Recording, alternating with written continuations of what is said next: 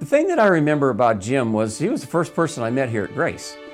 He was part of the interview process when I came here as a professor. He did all the paperwork with me and responding back and forth in the letters. He picked me up at the airport. But the one thing I remember about that time was part of my process was to teach a class. And Jim came in, sat in, and he was sitting there and taking notes and looking really interested. About halfway through, he just walked out of class, and I thought, oh, good grief, what's going on? Have I lost the interview? Is this the end of it? What's going on?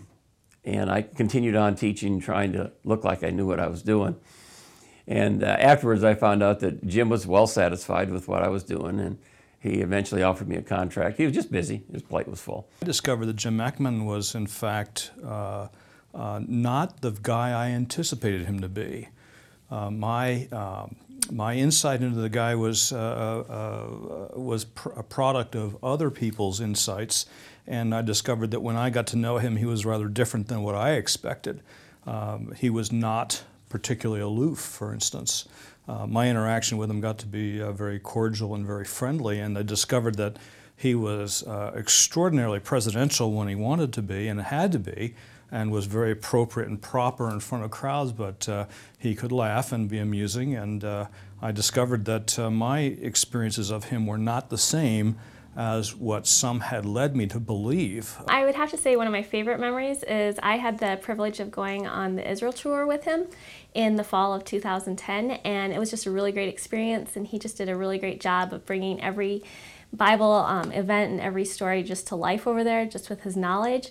I think the big thing that Dr. Eckman's shown us is just the family. When we first came to Omaha, and back in 1987, we were invited out to Dr. Eckman's house for a barbecue and met the Eckman family, and it was really kind of great just to get to know them. My favorite memory of Dr. Eckman is really a moment in time, and it occurs almost every week when you go to chapel and he says, "Dear people." And in that instant of time when he says, "Dear people," it embodies for me what Dr. Eckman is for me. He's no longer the president, but he's a shepherd that's guiding us along.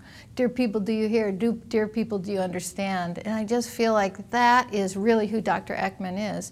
He's a humble leader, and he looks at us as his sheep. There was a person that used to be employed here that at one point in time was just babbling endlessly on and on and on, and I'm thinking, what are you saying? Why are you saying all this? And the person was talking to Dr. Eckman, and Dr. Eckman, after all this was going on, just blinked and said, I'm not sure what to do with that information. And I thought it was such a gracious response, because that wouldn't have been my response. So I remember him being very gracious over the years, and that's a silly little thing that stands out in my mind. And another one, it was a work day, and we all had t-shirts on. We're outside, you know, cleaning the yard or whatever, grass, and working and sweating. And I was with my wife talking to Dr. Eckman, and my sister-in-law was there, and a mosquito landed on his cheek, and instinctively my sister-in-law just bang, slapped it right on his face, and again he just kind of blinked and just very graciously went along with it. Working with Dr. Eckman has been a privilege. I've traveled with more miles with presidents of Grace University than any other person, and he of course is the last one now, but he's one who works while we drive.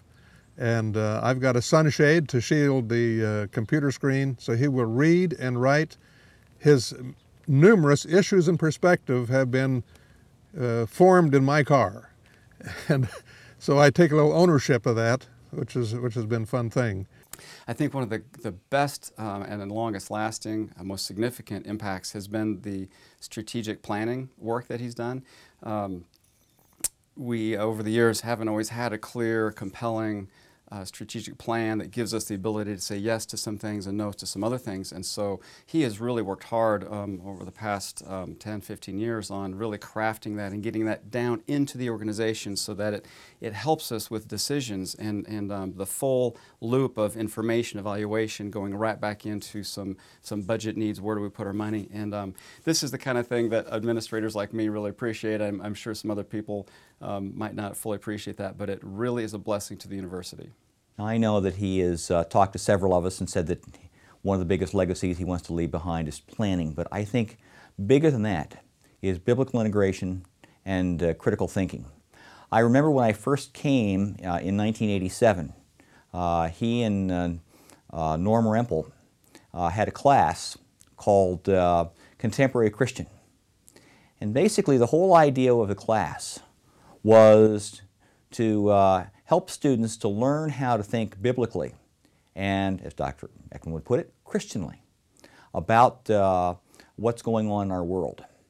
And that was really the beginning of a whole lot of things that he did, especially as the chair of the General Education Division, to really champion the cause of Grace graduates being critical thinkers. Element that has often struck me as a president is that he is, to some degree, a resident theologian as well. He is not just a president of an institution, he is an ongoing leader in thought. Now, none of us agree all the time, even within our own Bible department, on everything, but Jim had a depth.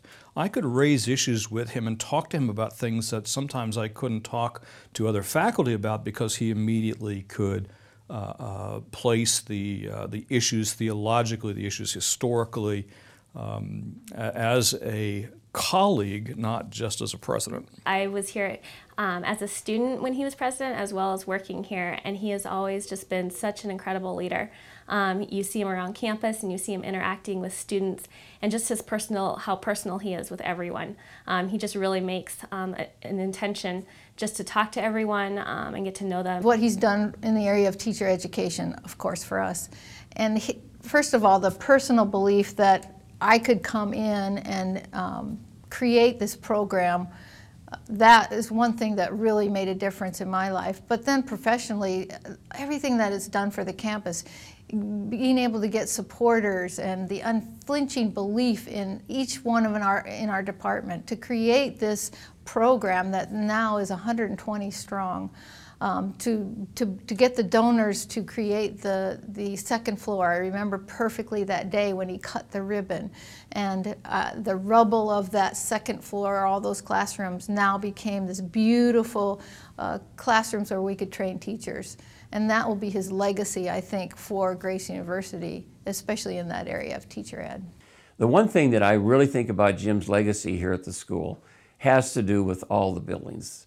When I came, the campus looked pretty bad. In fact, I remember one of the promos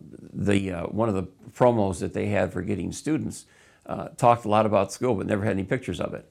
And now, of course, we have a great campus. There's been several buildings added. We've had the old stuff tore down. We've had other buildings remodeled. The impact that Dr. Eckman has had on our alumni and our donors, our friends, is tremendous. He has exuded confidence fiscally, confidence in the theological moorings of our school, and which has opened up the doors for people to be more generous. God has appointed him for a season, not unlike what you saw in the Old Testament images of who would be kings, that he raises up individuals and then enables. And I think to a large degree, God has enabled Jim to do the job perhaps beyond what most normal human beings would do. His ability to accomplish, to conceive, to envision, to encourage, to prod. While nobody expects him to be perfect, he has gone way beyond what many presidents are capable of doing. And that's a legacy that will hang on for a long time and makes the shoes that are coming next particularly large.